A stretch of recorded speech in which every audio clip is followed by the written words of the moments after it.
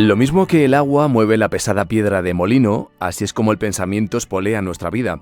El hombre y la mujer lo son en tanto que seres pensantes, y eso conduce irremediablemente al cuestionamiento de la propia existencia. Lo que ocurre es que en esta sociedad nuestra no tenemos tiempo ni ganas de entrar en determinadas disquisiciones y al final eso termina pasándonos factura.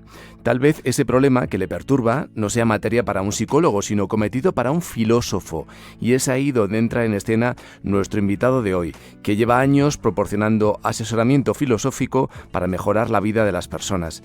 Se llama José Barrientos Rastrojo y está con nosotros hoy en El Gallo que no cesa. Hola José, ¿qué tal? Buenos días. Pues hola, buenos días Chema, encantado de estar aquí contigo y compartir unos minutitos. Bueno, filosofía práctica, te pregunto, ¿para hacernos más felices o para hacernos más conscientes de dónde nos encontramos? Yo creo que es una buena pregunta porque en muchas ocasiones se ha dicho que la filosofía es una terapia o algo que sirve para hacernos felices. Y ante todo, precisamente la filosofía es una forma de ayudar a otras personas a que sean mucho más profundos, a que tengan mucha más razón. Y como tú mismo decías, nosotros al fin y al cabo, si somos algo, somos nuestros propios pensamientos. Por lo tanto, la filosofía en consulta o la filosofía en talleres serviría para recuperar nuestras propias razones y en última instancia para recuperarnos a nosotros. Pero quizás no tanto para ser felices, porque en algunas ocasiones pues eso de qué es la felicidad es algo que nos han vendido y que nos han dicho que ¿qué tiene que ser la felicidad? No, se trata de que nosotros encontremos quiénes somos y que nosotros construyamos nuestra propia felicidad. Y para eso lo que tenemos que hacer es pensar desde nosotros mismos y es lo que intentamos hacer desde la filosofía aplicada. De algún modo, José, se te puede considerar una especie de adalid del pensamiento crítico. ¿Por qué se cotiza tan caro en nuestros días? Yo creo que porque hay una visión empresarial en donde se está intentando con el pensamiento crítico ser más productivo y evidentemente eso está dando mucho más rédito dentro de nuestra propia sociedad. De hecho, a nosotros no nos interesa esa línea, pero la que sí nos interesa es que la gente, en última instancia, al final del día, se dan cuenta de que si no piensan, no son ellos mismos y precisamente cuando no son ellos mismos surgen todas las crisis existenciales de la propia vida. Entonces, al final, pues uno termina diciendo, no, yo quiero ser yo. El problema es cómo ser yo. Y entonces empiezan a probar distintos tipos de paraísos naturales o artificiales y se dan cuenta de que ninguno los satisface porque al fin y al cabo no es su propio camino, sino que son caminos que ellos han absorbido de la propia sociedad, ¿no? Claro, eso al final no satisface. ¿Qué satisface? Hacer un camino a veces complicado, a veces divertido, en donde uno se descubre a sí mismo y uno se descubre quién es él auténticamente. Y entonces tu vida empieza a pesar. Tu vida empieza a tener sentido, ¿no? Que es lo que decimos. Con todo esto, ¿cómo definirías este tipo de pensamiento crítico? El pensamiento crítico es una capacidad o una capacidad que nos ayuda a descubrir quiénes somos más allá de lo que nos han dicho que somos. Y en segundo lugar, el pensamiento crítico nos ayuda a construir nuestra propia idea, bien sea de la ética o bien sea de otra serie de planteamientos.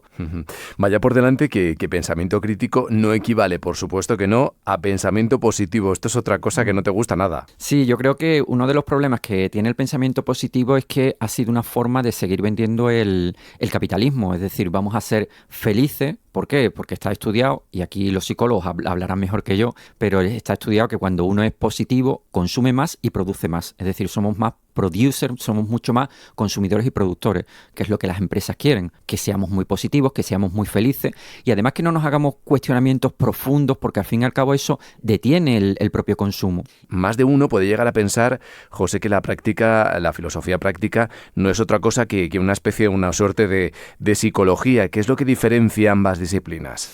Nosotros fundamentalmente lo que ayudamos es a la gente a pensar. En muchas ocasiones colaboramos con gente de psicología porque ellos también lo trabajan desde otro ámbito, pero nosotros lo que hacemos es aquello que estudiamos en la facultad: teoría de la argumentación, cómo hacer buenos argumentos, ética ante un determinado problema ético, qué es lo que tengo que hacer dentro de mi propia vida. Y curiosamente yo me he enfrentado con personas que estaban diagnosticados con una depresión. No quiere decir que nosotros trabajemos depresiones ni enfermedades mentales, pero sí me he encontrado con gente que tenían una depresión cuya base era una base ética. Fíjate, Chema, como en muchas ocasiones lo que hay que trabajar son determinadas determinadas cuestiones previas a problemas psicológicos que están a la base y no trabajar única y exclusivamente el síntoma, sino ir a la causa. Claro, cuando la ayuda a los demás se convierte en el leitmotiv de una persona, no es extraño que ésta piense en dedicarse, pues por ejemplo, a la medicina, a la psicología, al servicio público o incluso a la enfermería o a la teología. Y es de aquí que encontramos las otras dos facetas tuyas, José, que antes de embarcarte de lleno en la filosofía, coqueteaste con estos dos estudios, ¿no? Con la enfermería y con la teología. Sí, de hecho yo empecé en teología, estuve poquito tiempo en un seminario y efectivamente yo supongo que de alguna forma estaba buscando las dimensiones profundas de lo que es vivir, es decir, de la propia existencia, lo cual pues conecta también un poco con las dimensiones más sanitarias, porque a mí me interesaba el trabajo con la mente humana. ¿Qué significaba eso de pensar? ¿Qué significaba eso de plantearse ciertas cuestiones? Lo que pasa es que efectivamente yo acabé enfermería, pero me di cuenta de que el modelo que trabajaba en las ciencias de la salud no era exactamente el modelo que trabajaba la filosofía, porque a mí no me interesaba la mente. A mí lo que me interesaba era cómo pensamos y precisamente algún tipo de disciplina que nos ayudara a pensar dentro de la propia existencia. O sea que siempre has tenido esa pulsión por ayudar a los demás, pero cambiaste un poco de rumbo. Yo creo que sí, que de alguna forma, si nosotros no nos estamos dando al resto de las personas, no solo es que estén perdiendo el resto de las personas, sino que nosotros mismos estamos perdiendo. La cuestión es que llega un momento dado en el que tienes una suerte de revelación, ¿no? Te das cuenta de que la filosofía es una excelente herramienta para todo esto, como estamos hablando, y creo que al principio empezaste a poner en práctica esto del asesoramiento filosófico o de la filosofía práctica con amigos y conocidos. ¿Fue así? Nosotros empezamos en el año 99, ya hace casi 25 años, en un grupito, el Grupo Aitor, que es el acrónimo de Educación, Tratamiento y Orientación Racional, con José Ordóñez, y nos planteamos si la filosofía podía ayudar efectivamente en consultas filosóficas. Abrimos nuestras consultas filosóficas. Yo entonces era un estudiante de filosofía y claro, yo no iba a abrir una consulta cobrando, sino que en aquel momento no había ningún tipo de formación y me planteé, bueno, ¿y cómo puedo aprender? Pues dos opciones. Primera, voy a leer todo lo que haya, en español, en inglés, en alemán, y segunda, me voy a poner en funcionamiento con algunos amigos míos y les voy a decir, mira, yo estoy aprendiendo con esto, ¿os importaría que empezásemos a comentar alguna problemas, algunos cuestionamientos y a partir de ahí seguir hacia adelante? Y fue como yo empecé ya hace 20 años, ¿no? Bueno, pues poco a poco te fuiste formando, como dices, en este asesoramiento filosófico hasta convertirte en un experto con predicamento internacional, con varios libros publicados sobre esta materia.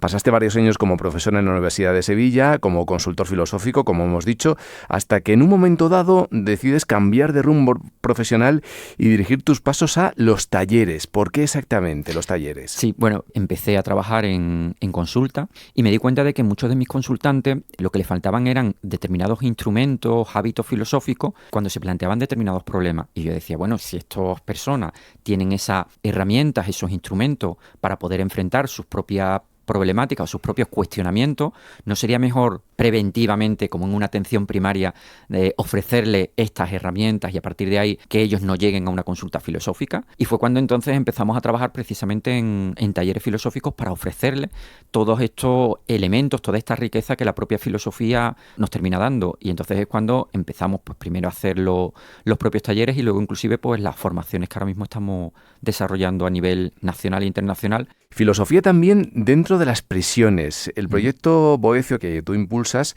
es un programa pionero en prisiones de varios países, ¿no? Como España, Colombia, México, Argentina, Brasil. ¿En qué consiste? ¿Cómo se vertebra? A ver, el primero tengo que nombrar, la primera persona que hizo aquí en España fue un compañero mío, Eduardo Vergara, que en el 2007 se planteó ya ir a prisiones de España, primero aquí en Sevilla, luego en otras prisiones de España, a hacer talleres y estuvo trabajando inclusive en Supermax, prisiones de supermáxima seguridad, y estuvimos por ahí.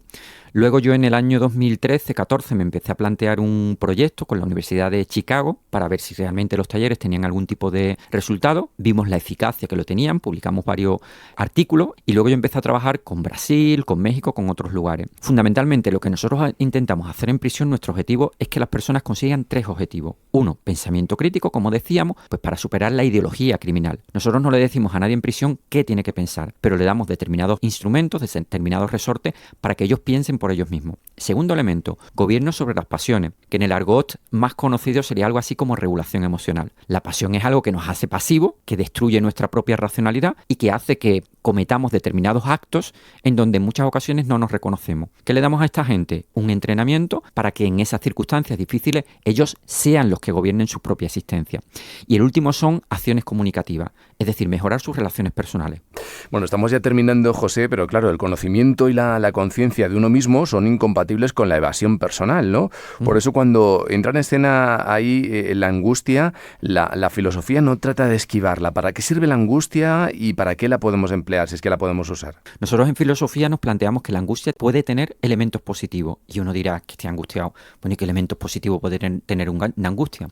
Piensa, por ejemplo, en lo que significa una crisis existencial. Es algo muy duro, pero es una oportunidad también dentro de nuestra propia vida. ¿Una oportunidad para qué? Para saber quién soy yo. En el día a día, cuando no estamos angustiados, estamos, como tú dices, en una fuga existencial, en donde estamos divirtiéndonos, en donde estamos en un mundo donde estamos como despistados, estamos como en una situación de zombie y no nos hacemos ningún tipo de pregunta, que quizás es lo que le interesa también a las sociedades capitalistas en que vivamos, ¿no? En ese mundo zombie donde simplemente consumimos. En el momento de angustia, uno, dejamos de consumir y segundo, no nos hacemos preguntas, como digo, de quién soy yo auténticamente. ¿Por qué la angustia es interesante? Porque es la oportunidad para preguntarse, filósofo Sartre, ¿no?, por ejemplo, para preguntarse quién eres tú auténticamente.